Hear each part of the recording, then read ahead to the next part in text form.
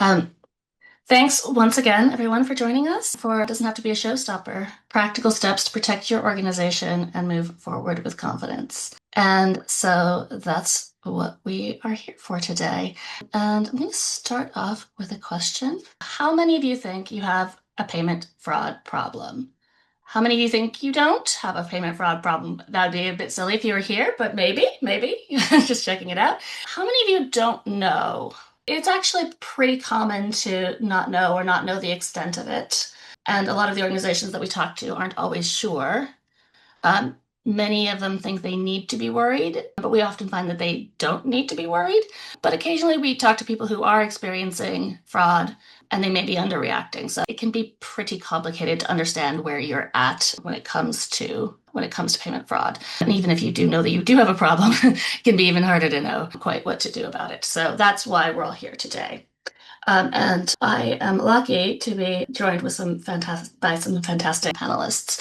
My name is Lieve Nilsson. I am the VP of Sector Strategy here at Spectrix. It is my job to look across the sector and see what it is that the sector needs in terms of support to succeed. Joined very happily by Tony Hall and Patrick Kavanagh from Fox Tucson and Magic Mike Live. I'll let them introduce themselves in a moment here, but very lucky to have them to be sharing their lived experiences with this issue.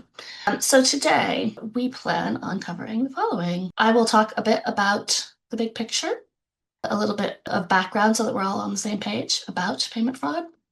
Then Tony's going to take it over and give us a really interesting and inspiring case study from Fox Tucson. Magic Mike Live, Patrick Kavanagh have some really interesting insights to share. And then finally, and I do want to say that it's my hope and plan that we'll have plenty of time for discussion because this is something where the details matter and it's often really helpful to talk through things. So we'll have some time for Q&A, certainly. So again, my name's Lieve. I'm the VP of Sector Strategy for Spectrix. I've been in the business for not this business of Spectrix, but in the business of show business for over 20 years of that, that has been here at Spectrix. And I mean, it's safe to say, and probably most of you have experienced this as well, this really wasn't an issue until all of a sudden it became not just an issue, but the issue. And so it became very clear that we had to get to grips with this and to really understand it better. So over the past few months and really year, I've been embedding myself with our payments team to understand better what exactly is happening and what we can do about it. So Spectrix, we are a ticketing and CRM solution with over 850 clients in the arts and culture and entertainment sector. I'm here to bring our perspective to this, but especially the perspective we've gained at Spectrix over the last couple of years since we've launched Spectrix Payments. So in late 2004, we launched Spectrix Payments because we were really unhappy with the service and lack of innovation our clients were getting from traditional payment processors. It was limiting us and our clients when it came to addressing payment fraud and other priorities like adding Google and Apple Pay. Spectrix Payments is our all-in-one event payment processing feature. It's powered by Adyen, which is a best-in-class service that consolidates a payment gateway, processor, and merchant bank. You don't need to know what that means, but it's all in one, and that provides some benefits in terms of understanding and getting some insight here. And we integrate that with service, CRM, and purchase path designed by Spectrix specifically for arts, culture, and entertainment sector. So the benefits of a big operation paired with an operation that understands the sector. Fraud protection has been included in our offer from the beginning, but it has been evolving and we've learned a lot in the last year and a half or so as we've moved from a rules-based approach to a machine learning-based approach, which I'll talk a little bit more about, and as will some of our panelists in a minute. So I thought it might be helpful to get on the same page about what we are actually going to be talking about here today. I'm really honestly excited to hear from Tony and Patrick and then open the floor for discussion. And I think that's what we're all really here for, is to hear really, practical examples of what's happening on the ground. But before I do that, I thought it would just take a few minutes to get us on the same page around the basics of payment fraud. For some of you here, I'm sure I'll be stating the obvious, but that won't be the case for everyone. So if you just let me take a moment to lay some groundwork to get us started. So really, I think what I want to say most prominently is not all resale is fraud. Not all fraud involves resale, and not all resale fraud is payment fraud. Fraud's a really big topic. Resale is an even bigger one. And it can be impossible to talk about fraud or payment fraud without also talking about these other aspects of ticketing fraud. But we do have a big topic here and only an hour, so we're going to stay focused on payment fraud, aka credit card fraud or chargeback frauds. That's what we're really going to be talking about here today. So Spectrix Payments in 2025 authorized just over 5 million tickets with a value of 525 million across 461 clients. So that's really given us is a sense of averages and trends. And it's really helped us to learn a lot about what good looks like and maybe not so good looks like in terms of how to approach fraud mitigation. And it's given us some lessons as well. So sometimes one of those lessons is sometimes it's not actually a payment fraud problem, as I was talking about earlier. Sometimes what's actually happening is that you, or more likely your stakeholders, may have an expectation problem. For example, you may be being asked to get to, say, 0 chargebacks or like no payment friction whatsoever by one or more of the teams that you're working with. You may be trying to address resale or other types of fraud problems using payment solutions, which sometimes can backfire.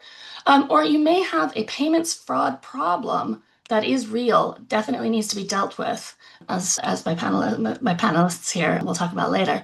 But how can you know? How do you know the difference? How do you know what good looks like? To understand that, it's helpful to take a look. Really, you just need 2 metrics, your authorization rate and your chargeback rate.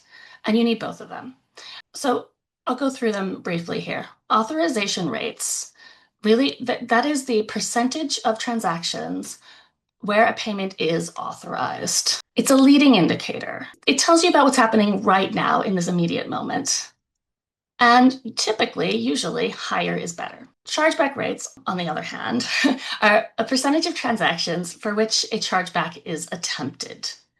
It's a lagging indicator because of the way that chargebacks operate. They can happen up to 3 months after the event date, and if the tickets were purchased before that, that can often mean, very, very, very long lag times. And of course, lower is better for chargebacks. I will also say to a point with this, it's a general principle, but there are times where their chargebacks are legitimate. So sadly, we're just never going to get to authorization rates up to 100 or chargebacks down to 0. So the question then becomes, like, what should we be shooting for? And for that, I put together some benchmarks. If you happen to know your rates, please pull up those so that you can benchmark yourself. If you need to look them up, ask your payment provider and refer back to this. We'll be sending a recording. If you are a Spectrix Payments client, that's great. You don't need to do this because our team is actually monitoring this for you on a daily basis. And so if we haven't reached out to you, you are definitely in the green. So chargeback rates. You may have heard about changes to threshold for card chargeback rates.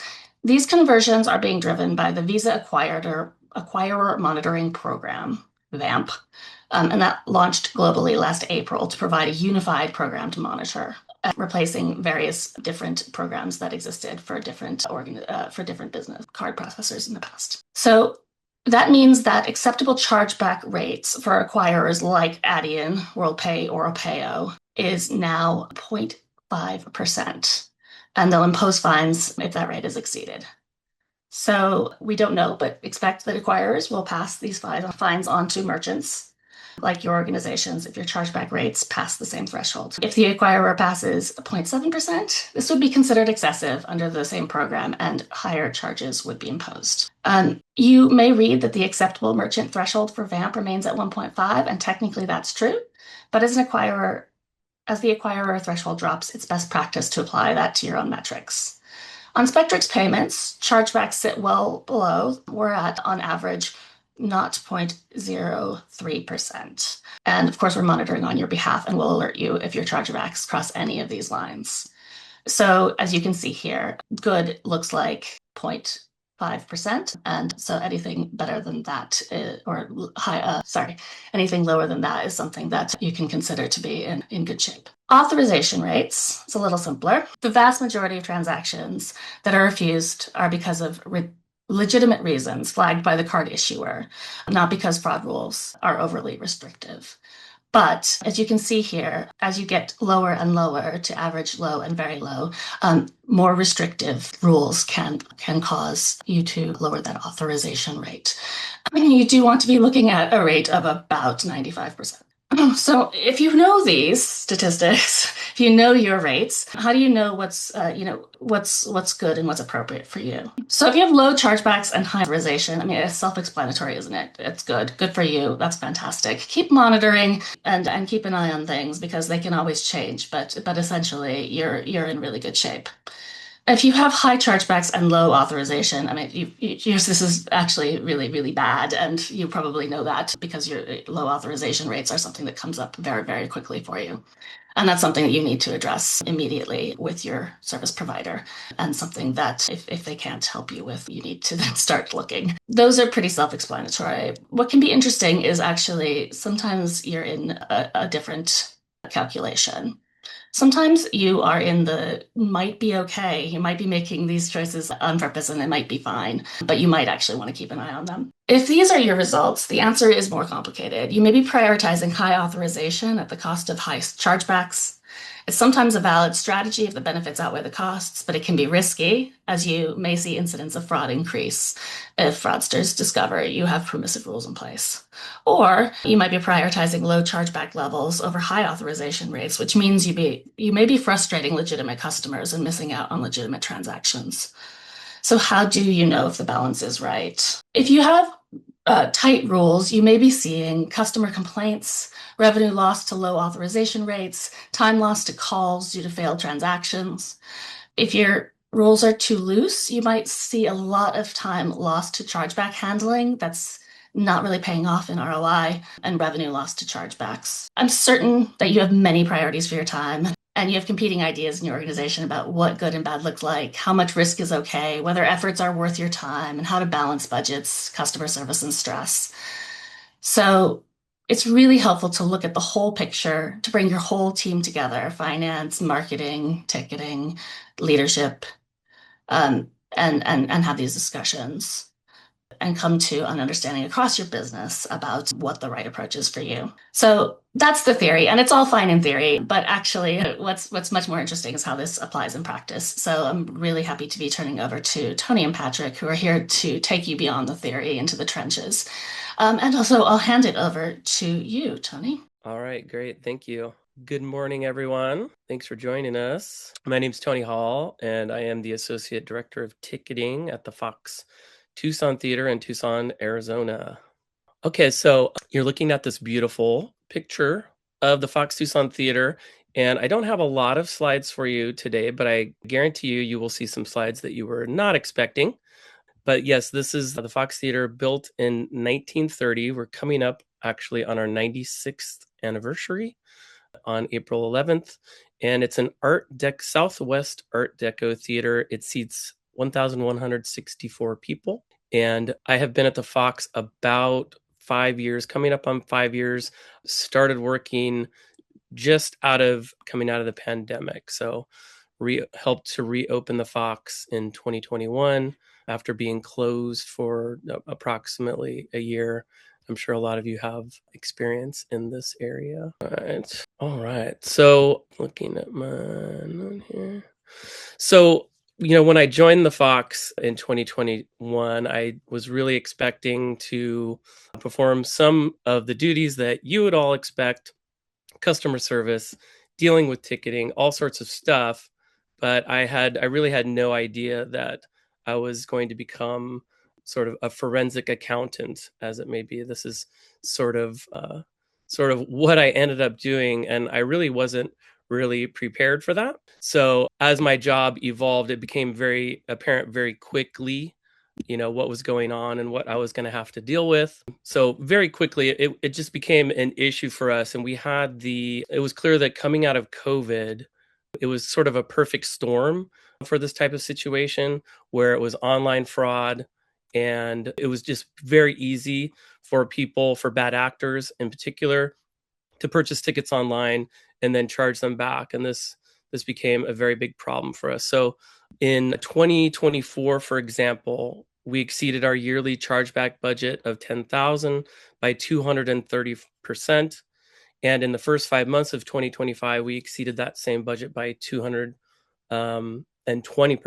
And in April 2025 alone, the chargebacks represented about 75% of our yearly budget. And we'll move on to the next slide. And so obviously this made me think of Dante's Inferno. And I don't know if you all remember Dante's Inferno. Maybe some of you have read it recently. The 14th century epic poem where there's 9 concentric circles of hell, ascending in depravity, with each circle involving a different sin and corresponding punishments. Well, what you might not have remembered is that in Dante's Inferno, the 8th circle of hell is reserved for those who consciously and willingly commit fraud. I certainly did not remember that. All right, and the next slide. So I don't know about you, but I definitely enjoy these 8th ring of hell dwellers, as it may be, standing headfirst in stone bowls and enduring flames upon their feet, as one punishment is described. Perhaps that's just me, but in any case, dealing with chargeback fraud can sometimes seem an awfully lot like descending into the depths of hell. Right. Meanwhile, we were working behind the scenes with our previous payment processor, but we just weren't seeing the results that we wanted. So after changing our fraud profile settings and sort of navigating the fraud detection trees, we were no better off really than when we started. Most of the changes that we ended up making initially, it either prevented too many customers from being able to purchase tickets, and it also resulted in a flood of calls to the box office. Or on the other hand, if it was too lax, it would let everything through, kind of defeating the purpose of the fraud detection software in the first place. All right, and on to the next slide. So in late April 2025, after a lot of consideration on the part of the organization, we did switch to Spectrix payments. And we worked closely with their team to develop an individual fraud profile that would hopefully catch the bad actors and let our customers purchase tickets without hassle. And of what we were reminded of, again, almost immediately, was that fraud prevention is really fraud mitigation. What Lee was talking about, it's almost impossible to get to zero, but it is sort of a spectrum. It's a journey that involves balancing risk and your customer experience. And after switching to Spectrix payments, so we once again experienced this sort of flood of calls to the box office initially, but we were in constant contact with their team to adapt our fraud profile and try to find the right balance between prevention and informed oversight. We knew it was going to be a battle and that we would see sort of fluctuations, especially initially. But we knew that ultimately, if we could dial in that fraud profile and stay on top of it, we would see dramatic improvement to our bottom line. All right, and on to the next slide. So first, we greenlit our major donors to the theater so that they were able to easily purchase tickets. So we did work very closely with Spectrix Payments at this point in time. As I mentioned, the Fox, actually didn't have a chance to mention this earlier, but the Fox Tucson Theatre is a nonprofit foundation, and it receives a significant portion of its funds from donors. So I don't know if anybody else from other venues is similar, but it was critical that they were able to purchase tickets without receiving a puzzling error message that would at best prompt them to call the box office, or at worst discourage them from purchasing tickets at all and prompt them to sort of abandon their cart. So we poured over the data to isolate several factors that were red flags for chargeback fraud. For instance, geographic data was a challenge because a number of our patrons are from Arizona, but a lot of our customers are also snowbirds from neighboring states. So we isolated those states that were most likely to indicate that they were legitimate transactions. It was an ongoing and adaptive process that involved manual research as well as algorithmic oversight.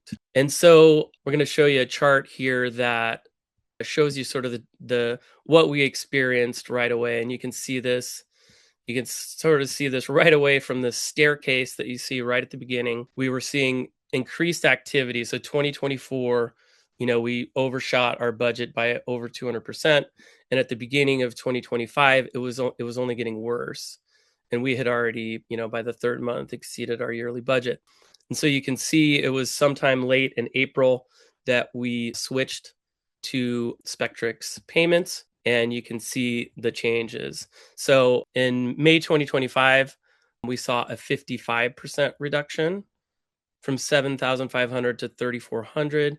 And by June 2025, that number had decreased to $483, which represented an 86% reduction. And so if we look at the numbers from January to May, as compared to the next the months that followed, we saw our chargeback fraud decrease by about 87%.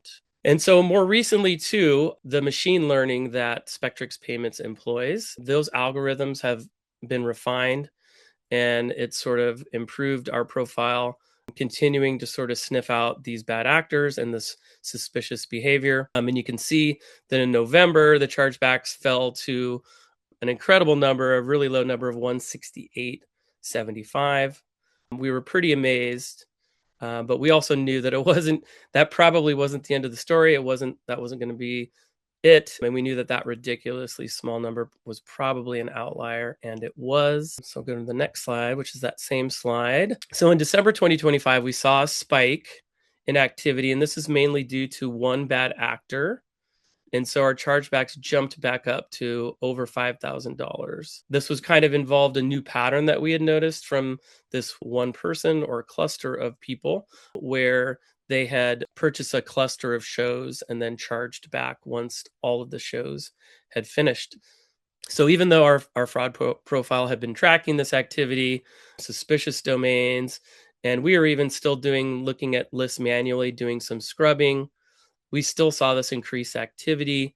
And again, this is what we're finding, and I think a lot of you are probably seeing the same thing, is that it's sort of a cat and mouse game. Once you make a move, there's going to be a corresponding move in response to what you're trying to do. So you're always trying to stay one step ahead of the fraudsters. And as a side note to that end, we also have what we call a Fox fan seat, which was a discounted ticket, which is purchasable only through the box office or over the phone, and holding those tickets at will call. And it was made a very small difference to our bottom line, but it ensures that these sort of bargain discounted tickets remain in the hands of our customers and not in the hands of these unscrupulous resellers. And on to the next slide. Because we need to sell tickets, but because we are a nonprofit, we do have a stated vision of what success looks like for us, which involves giving access to the arts by creating transformational new arts experiences for Tucsonans of all ages and backgrounds. So we're also now working to strengthen our chargeback dispute process, which is sort of another piece of this puzzle, sort of the post-chargeback. And we're excited to introduce a delayed ticket delivery, which is available now, and some other tools to add to our arsenal. And we'll know that we'll have to keep adding these tools to our arsenal if we want to stay ahead of the game. And on to the next slide. Right. So we can move on to that last slide. So regardless of where you all are at on your fraud mitigation journey, welcome aboard. So maybe we won't all make it to paradise as Dante does at the end of his journey, but maybe we can get ourselves out of chargeback fraud hell. Thank you so much. And up next will be Patrick from Magic Mike Live. Hello, everybody. My name, as Tony said, is Patrick Kavanagh. I'm the director of the global ticketing and box office for Magic Mike Live. I'm currently based in New York City. I worked for about 7 years at a New York Theater Workshop in New York City, and just completed my first full year with Magic Mike just in January. So excited to talk to you today about payment fraud and all that goes with that. So just talking a little bit about Magic Mike Live, we have 3 shows right now, one currently in Las Vegas, one in London, that are both in performances, have been performing for the Vegas one is coming up on their 10th anniversary next March, and New York will open in October of 2026. October 8th is that first performance. So just to briefly talk about Magic Mike, we can go to the next slide. There's a misconception or rather a pretty understandable conception about what Magic Mike Live might be. And to someone just picturing it on a website or seeing it online, you might be picturing a lap dance, but it really is a lot more of a meaningful experience to us, to the dancers, to everybody that works on this show. It really is a chance to change someone's world. We welcome hundreds of people every single night, up to 10 shows a week. People who are looking to just have a good time, people who are looking to celebrate something, people who are looking to experience something they've never seen before in their life. And so it really is these kind of small life-changing moments. And I think something that I take from both the theater world, from the arts world, into the Magic Mike and live entertainment space, that I think we all believe is those single interactions, those things that you see on stage, those experiences that you have really do have the power to stay with people and shape who they are. So that's a little bit about us, but at the core philosophy of what we are, it's from the moment you buy your ticket to the last drink of the night, you're seen. It's not just a slogan, it's not just an ad, it's really what we genuinely believe. And that really is also part of the payment fraud thing, because as Tony said, there are the bad actors, but there are also people that are, caught up in this as a, quote unquote innocent bystanders, that we want to make sure that people are, being seen, being taken care of just as importantly as when they're in the theater. So to give you a little bit about what we were experiencing about in Magic Mike Land, we can go to the next slide. Other way. There we go. So this is where we were in terms of our starting place. So Magic Mike, as you can imagine, is a really international brand. We have a large reach across ticketing partners. We sell through various, integrated APIs. We sell to various different countries. Over in our Vegas show last year was over 57 different countries. So it's not something where we could just say, well, we'll restrict tickets to this segment of the country. Even if we wanted to, it wouldn't be possible. At the worst, it was payment fraud was at 5% of our monthly revenue, which was very significant. And it was not just one thing. It was not just one bad actor. It was every single thing under the sun, as Lee was mentioning before. It was credit card fraud. It was reselling fraud. It was people submitting various different types of credit cards, people trying to submit a bunch of credit cards all at once.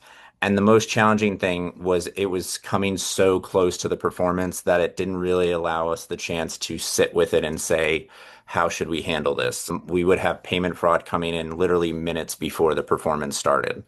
And we had a outdated, inefficient payment service provider, a disconnected payment gateway. They were all separate, and it was very hard to kind of identify what the problem was, because you'd be going to several different people saying, hey, what can you do for us? What can you do for us?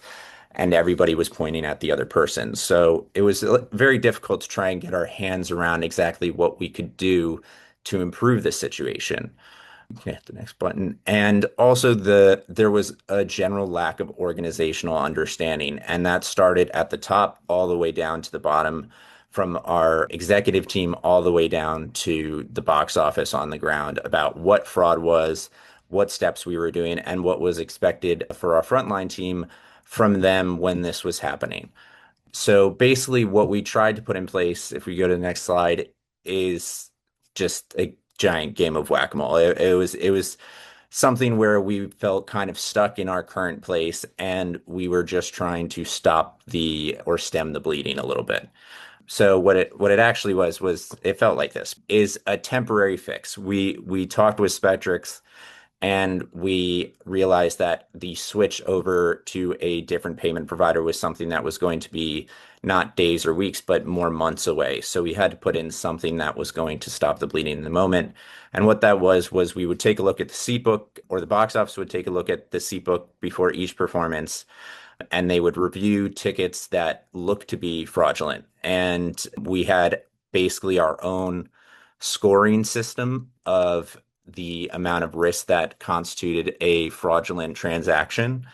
But again, it was really something that was based on a lot of guesswork. And as you can imagine, that escalated the friction, because people who may have purchased tickets days or weeks before were now being told that their tickets had been refunded because it was potentially fraudulent. And then it also, something we didn't even really anticipate at the time, was it leaned into more of an unconscious bias about what fraud may be. I'm sure if you've listened or heard of some of these fraud presentations before, they talk about fraud as coming from different areas of the world. And so it started to lean into this idea of like, well, if a name sounds a certain way, or if the address looks a certain way, that must be a fraudulent transaction. And that really, no one can make that wholesale assumption. So that was something we realized pretty quickly and felt pretty uncomfortable with and had to try and course correct as we were going through it. And so we also did try and tighten the fraud rules that were coming through the payment service provider. But again, there were very limited options in terms of what we could do. It was very much a yes or no system. Could you restrict payments from this area of the world? Could you restrict payments from this type of IP address or something like that? And no one really had a concrete answer for us. And this also meant that the people on the ground, when people were calling to say, hey, my card's not going through, they would say, I really don't know either. And that wasn't really the kind of customer service we wanted to give to our team and to our customers. So we eventually got to a place where we could roll out a more permanent solution with Spectrix payments. And that means that Spectrix payments combined the payment service provider, the merchant bank, and the payment gateway. As Lee mentioned, it's not really super important what those things mean unless you're really into payment, nerding out on payment gateways and stuff like that. But Spectrix does have a really good support article on what each of those are.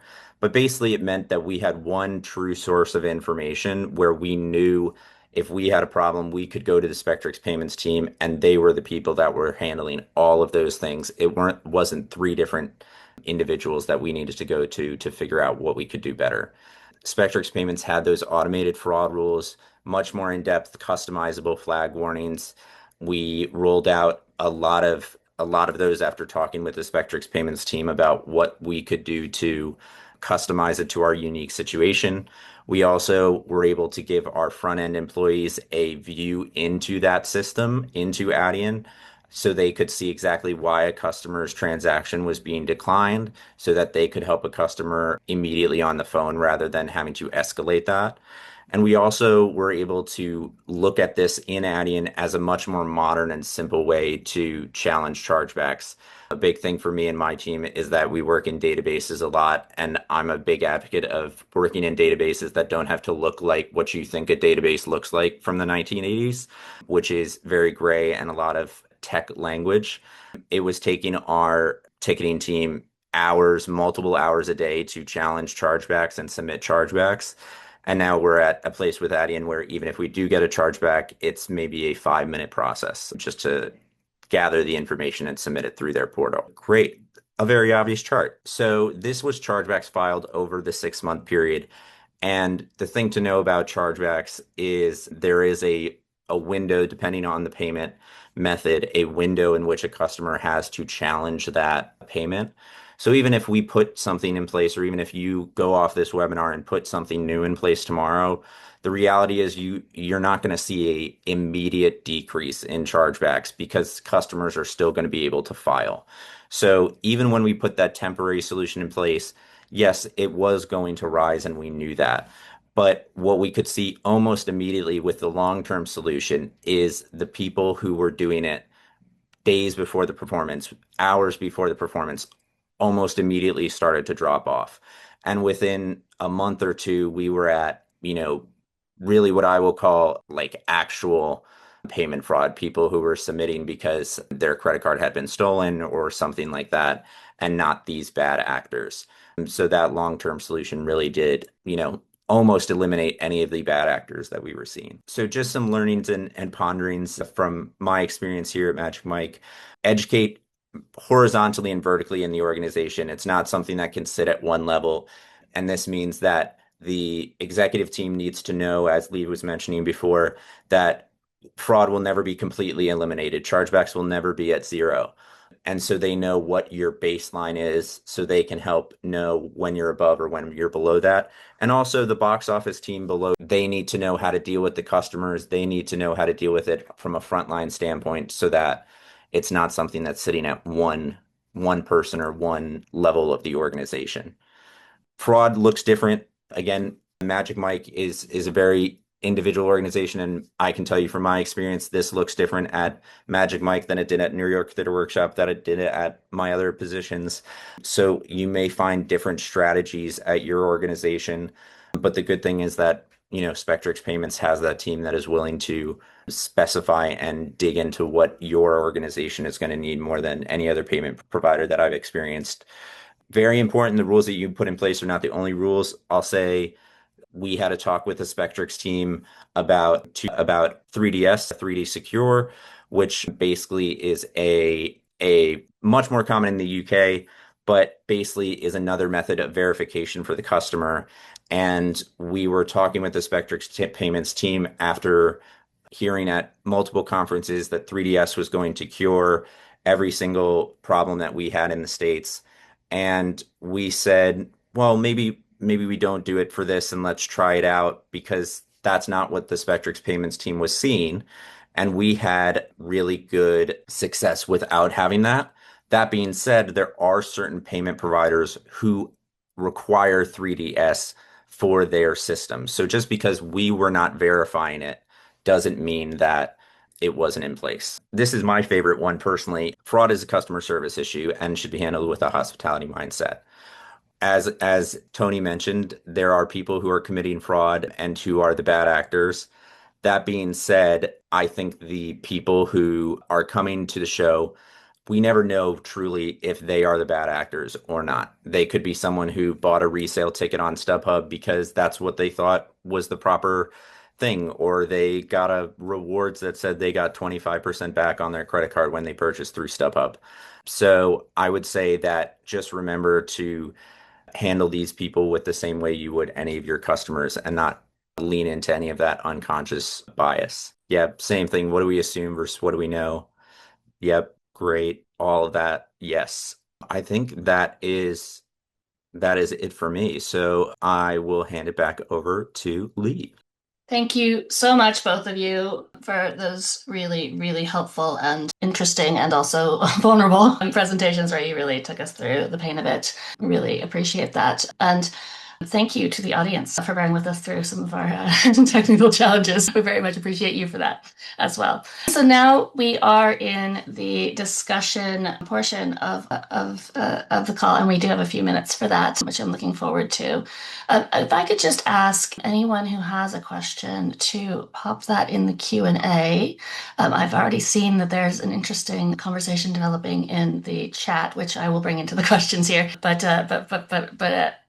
whoever's next with a question, if you wouldn't mind just popping that in the Q&A so that we can get started on that. But yeah, I think there's definitely an interesting discussion starting here on disputing chargebacks. So do either of you, Tony or Patrick, have any thoughts, suggestions, experience to share about that? Sure. I think, the just to summarize in case some people aren't seeing it, I think the discussion is the fact that we try to submit the chargebacks as merchants and then we lose them. And the reality is, and this was an important thing for our team to learn as well when we were with our old payment service provider, who was telling us, well, you have a ton of chargebacks, then you could win.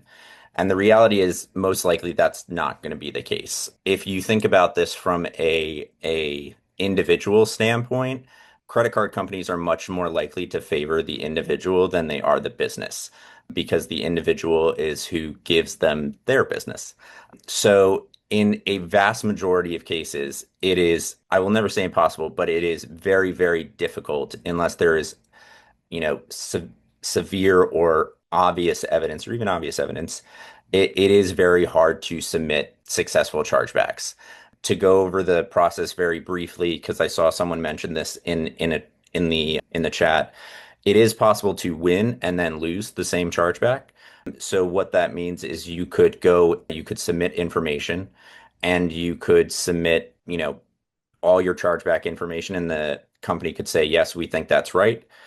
And then if the bad actor, let's say in this case, decides to challenge you back, and they think they have a legitimate case, even if it's not legitimate, then really the only choice you have is to go to arbitration, and arbitration can cost several $100s. And if you even just to enter arbitration, and if you lose, there can be heavy fees associated with it. So the reality is as much as possible to stop fraud before it happens, rather than dealing with it when it does happen. Because as we've mentioned, the hope is we can get to a point where the only chargebacks that are coming in are chargebacks that may be legitimate people who actually have their information stolen and are, weren't able to attend rather than someone who is doing it maliciously for their own gain. Tony, did you have anything you wanted to speak on that? Yeah, I'm just going to echo that. I mean, I feel like I totally agree. So what you want is to get your fraud mitigation, infrastructure in place to where the chargebacks you're receiving are probably going to be those ones that are very difficult to fight because they are legitimate fraud. And so if you have a lot of chargebacks and you're having to sort through them, if you're having a lot of friendly fraud and things like that of people who are just charging back because they didn't like the concert, that's another issue. But for us, it's the chargebacks that are coming through on bad cards, on compromised cards. And so we're finding the same thing, that it can be very difficult to win that battle. We just want to reduce the amount of those chargebacks to an absolute minimum, which we have seen. So anyone who's interested, it's geared towards Spectrix Payments users, but I think useful to anyone. If you just Google chargeback challenge metrics, you can find some information on our support center with some advice on how to challenge chargebacks. But yes, I mean, setting expectations is probably useful here. And it is true that it is really, really everyone I talk to universally is saying that this is a very, very hard thing to do. And it's, success is expensive, even when it is success. So yeah, working on that upstream seems to be the preferred option. I will say there are also third-party businesses that focus on, if focusing on it upstream doesn't work for you, there are third-party businesses that do help support a chargeback strategy that you might be interested in taking a look at. But again, it's much more expensive to deal with it at that side of things than the other. We have a few questions here that I'll jump to Jeff. Have you tried limiting the states from which you allow payments from? I think, Patrick, you talked about this from a global perspective, but how has geographic limitation worked or not worked for you, either of you? Yeah, I mean, as I mentioned, Magic Mike is really a global company, and I think we've done things where we've restricted ticketing to be inside the US within, I believe it's the same day of the performance, because the reality that's something we can get behind. The reality is you are probably not purchasing from Australia for today's performance of Magic Mike Live. And so that is something that we could all get behind, but limiting it, what we found on our previous payment provider was that was not possible. It was you would limit purchases from Australia the entire, like, permanently.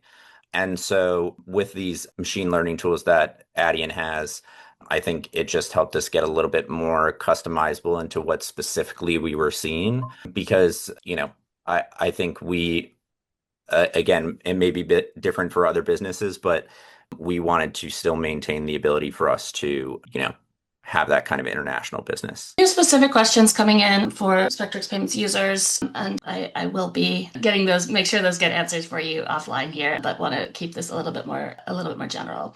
There's another interesting question here where I started off by saying that payment fraud isn't the only kind of fraud. It's the type of fraud we're going to talk about here today. But I think both of you touched on resale fraud in your talks, and we've got a question here on resale fraud. And Tony, maybe if you wouldn't mind, how do you sort of see the link between the two, and has addressing credit card fraud helped with payment fraud helped with resale fraud in general, or do you see them as completely separate problems and tactics? yeah, so I mean, it really depends on your organization and your particular situation. For us, they are very linked. They're highly, they're definitely linked as what we're seeing. And so when we, made these changes and went in and switched to Spectrix payments and sort of dialed in a lot of those fraud mitigation strategies, what we did see is that we did eliminate quite a bit of that we were stopping those people. It was just eliminating that altogether. So you're stopping people from using these bad credit cards to purchase tickets, which if they don't sell them, then they would just, charge them back. Or even if they do sell them and they're scanned in your system, they'll charge them back. So yeah, for us, it's definitely it's really the number one problem. And so they were very linked, and it was extremely helpful for us to change our fraud strategy. And you saw through that graph, what the results were. So. And just to piggyback on that, Tony, because I see it in the chat here, it's important to realize that, depending on your organization's terms and conditions, which, you might need to review, that reselling is not necessarily illegal. And so reselling above face value is illegal in certain areas of the country. Reselling without a legitimate ticket is illegal, but just someone inherently putting their ticket on StubHub for face value is not necessarily illegal. And there are actually a very popular business model right now, which we don't need to get into, is what is called like ethical reselling. And so I think, I would say if you find that people are doing that legitimately, then you might want to take a look at your your refund or exchange policy, because it may mean that it's too restrictive for people. Or you may want to look at those ethical resellers who can resell tickets at face value for you. Because I think if someone legitimately cannot come, then, why not? But I think to people's point, the hard part is when you see you sold the ticket for $100 and then you see it online for $1,000, and you know that none of that money is going into your pocket. So I would say just be careful that we're not overreaching into those people. Thanks. Yeah, agreed. I think it is important to understand the problem you're trying to solve when you choose the tools that you're using to solve that problem. And there's no way payment fraud solutions are going to stop that kind of activity that you're talking about there. So I'm just going to leave you here thanking Patrick and Tony for these fantastic perspectives and presentations. I'll leave you here with some resources if you are looking to learn more about the topic. And I did notice in the channel the interest in having a community to talk about this. And if you are a Spectrix user, I invite you to continue the conversation on our community. And there's some talk there already about it, and it's been a really useful resource. But once again, thank you to everyone who's joined us here today, and to our panelists, and have a wonderful day. Thank you so much.